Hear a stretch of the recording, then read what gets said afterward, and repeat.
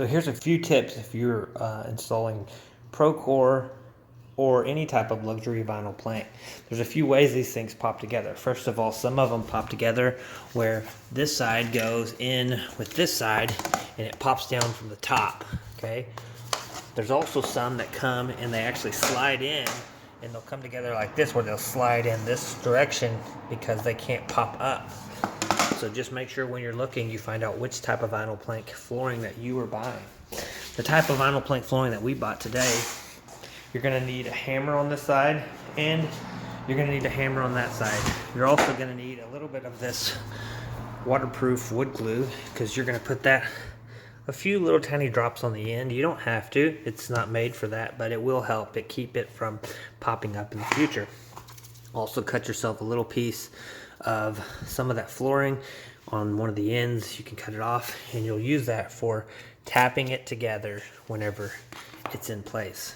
So the first thing you're going to do is you're going to make sure to clean the floor underneath your flooring. Clean it really good. Also, you're going to want to mop it with bleach. If there's any type of smell, if there's any type of nastiness under there, get it up because it will bleed through at some point and it will smell up your whole house to be smoggy, nasty. So bleach it, get it nice and clean. The next thing you're going to do is you're going to scrape the floor if there's any pieces on it. Scrape the floor just like that and then sweep it again. You can use like a mud sheetrock trowel if you want to do that. Look at the type of flooring you're buying. Some of this floor is labeled at like a 12. That's how thick this top layer is and how durable it is. It can be rated 20 and it's real. Sometimes when you see it rated 20, it won't be flimsy like this. It'll be solid rock. You won't even be able to move it. Also, some of this flooring has a little bit of rubbery bottom on it like this. It helps it, like when you walk on it, it keeps it from hearing that noise. You want to make sure there's nothing under this floor. So let's go ahead and practice installing it real quick. So we're going to go ahead and put this little tiny bit of glue right here. And basically, it's not wood, but this wood glue works great. I knew a guy who did this his whole life. This is what he did on all of his floors. Then we're going to go ahead and press this floor into place. You have to pick up on it like that on one side. And push it into place just like that. And if it doesn't fall down flat, see this one fell down flat so it fit in perfectly. If it doesn't fall down flat, just use your little piece here, get a hammer and tap that on this side, tap it on that side, make it fall into place. Then you'll get your next piece. Now since this is the type that pops in from the top, all you're gonna have to do is just go ahead and put it right here, just like that. Make sure it goes all the way together. Don't leave it like that. Don't leave it like this or anywhere. It has to be all the way up against it. Once you get it all the way up against it, make sure both sides are in. Both sides are in. Pull up on it just like that a little bit, and then get your tapper. And you'll notice, see, this one will not fall on its own. So get your little tapper here, and then tap on this side with the hammer. See if I can do that while filming. It's kind of hard. So I'm tapping it. And then you tap on this other side as well. And once you tap on both sides, then you'll come back to this very end here. And this is the part that's kind of tricky. Just lightly tap with your hammer all the way across.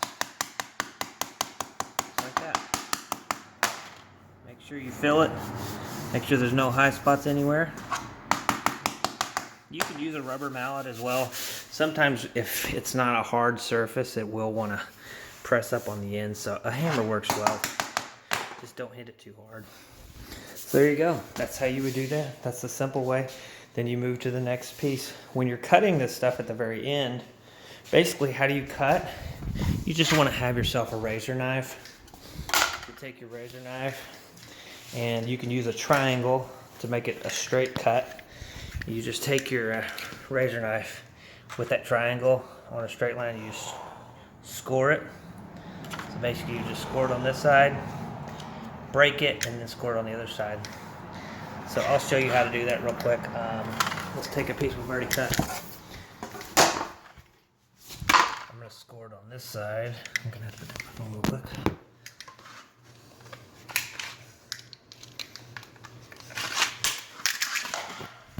So once you score it with that knife, you can see that little cut right there. Then you can turn it over just like this. You kind of just push it down with your hands together, and it'll break just like that. Then you can score it on the back like this. And now you've cut it. So you don't really need a saw for cutting, but like if you come up to this spot right here and you're gonna have to cut around like that, a corner, then you are gonna need, you can use an oscillating tool with some good blades. If you're cutting a big long piece, you can also just use a regular circular saw here like this, okay? Get a very sharp blade on it. You're also gonna need a tape measure, a pencil, probably 2 razor blade knives so you can have one at each end so you're not always moving. Maybe some knee pads. So on the very ends, sometimes you'll need like a little tiny corner. It looks like this, but it's a tiny little blue one. And those little blue ones will fit right back there like that. And you can pop those little corner ones in if you don't have enough space.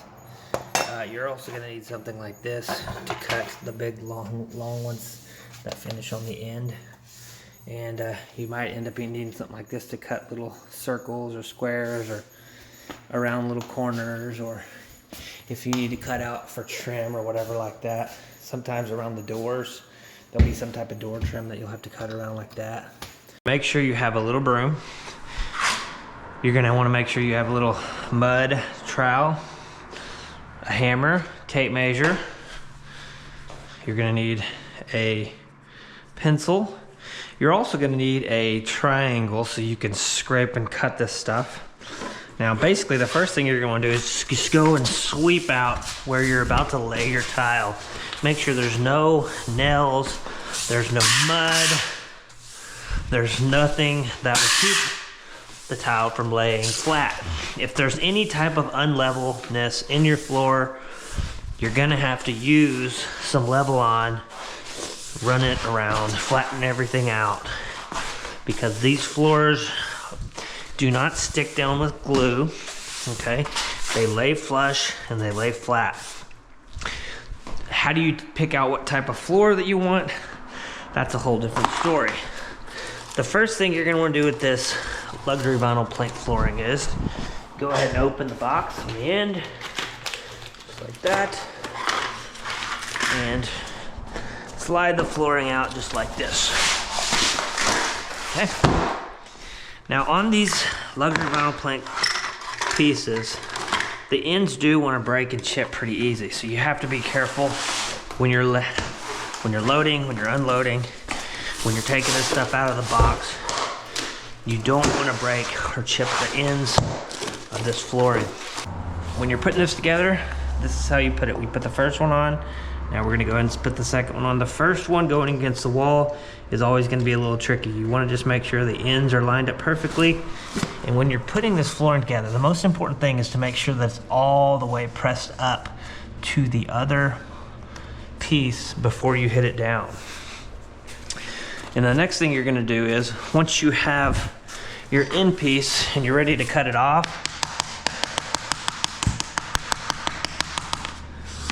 my rubber mallet is usually what I use for that. Once you get to the very end, you'll have a little piece that you'll cut off, and you'll use that for tapping the other ones together. I'm gonna go ahead and take this next one. Now, you can see right there, there's gonna be a little bit that we're gonna cut off. So basically what you do, is when you get to the end like this, and you know where you're gonna need to cut it off, you're gonna have a pencil in your hand, and you want it to be perfect. So we know we gotta cut that end off, okay? So we're gonna turn it around, just like this, and then you're gonna put a little mark right there. Take your straight edge,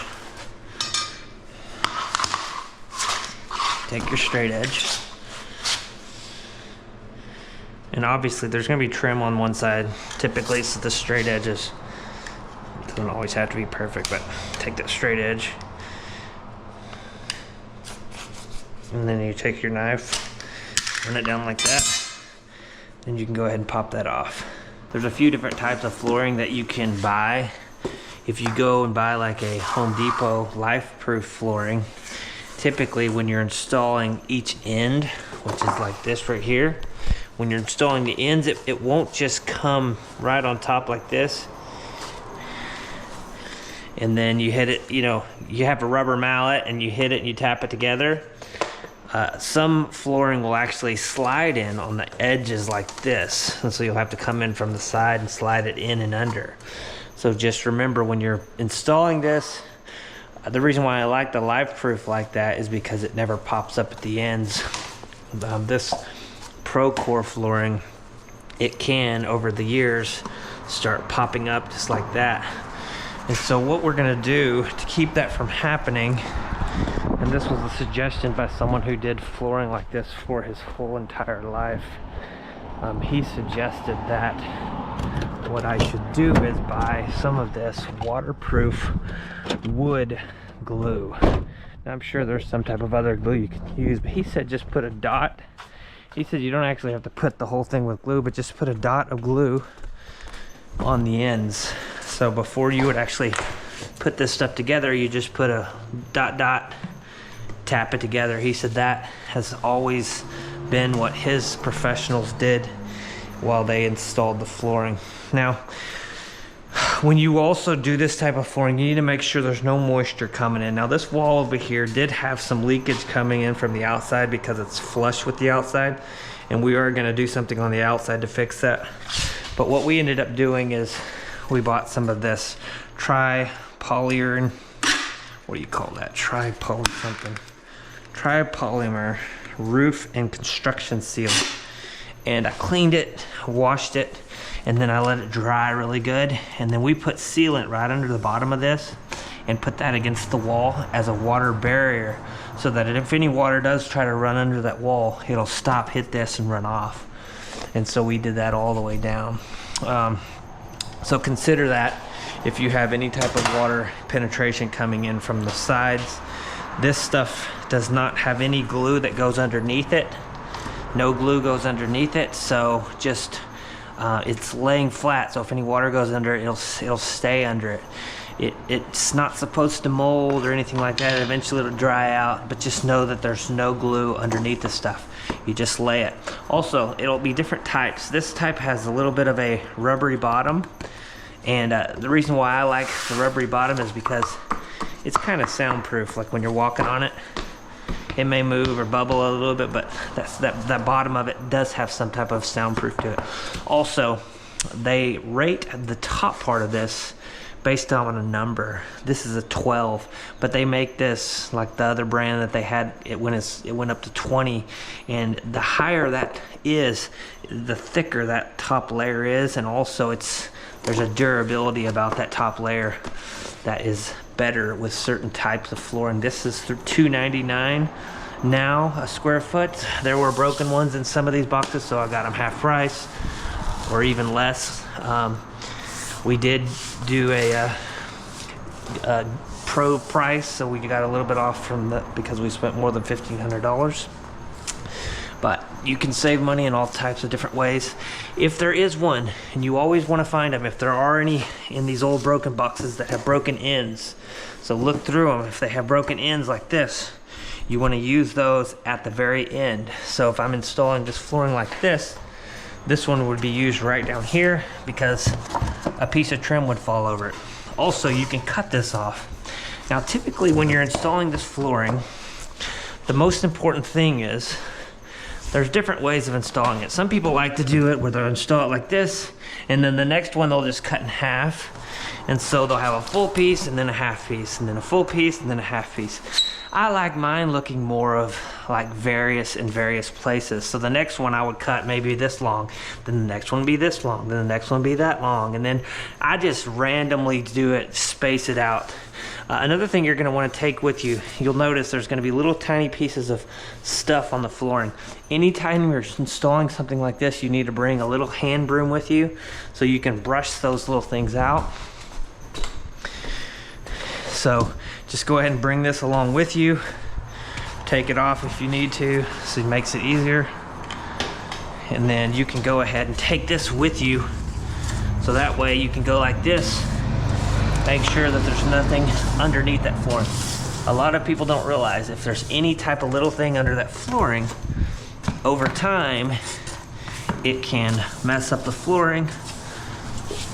It can also cause the flooring to buckle up a little bit or whatever. Another thing you want to think about doing is bring yourself a mud trowel like this, and you can scrape if there's any spots that need scraping.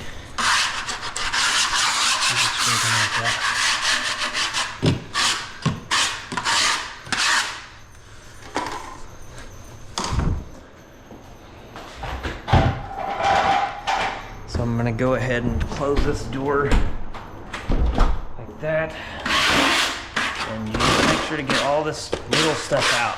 Like these little pieces of carpet, anything that would cause this stuff to sit up higher than the actual concrete floor. Brush it out. Bring your brush with you, just like that. Brush it out. Get it away from that. And every time you lay a piece, this stuff is extremely important. Also, notice right there's a little piece of trim we didn't take out. So you're probably going to want to take a hammer around with you as well. Pull those pieces out. Just like that.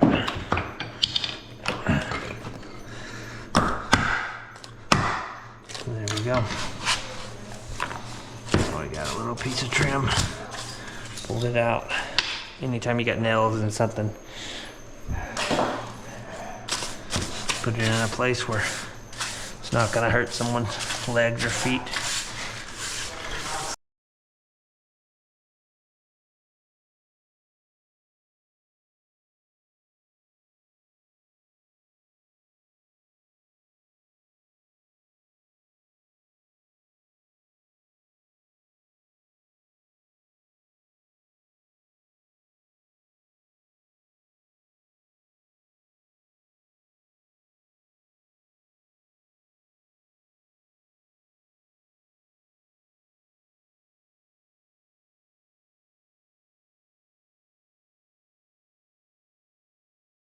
So here's a trick a lot of people don't know about luxury vinyl plank. Whenever you go ahead and you put your plank in here, okay, you got it leveled up. You make sure it's lined up perfectly there. Tap it into place, right? Well, before you actually tap it into place, there's something that is actually very interesting. A secret that a lot of flooring people don't realize is you want to take this waterproof wood glue, and you can go ahead and put a couple little dots of that on the end here before you put it in. Slide it into place, tap it in.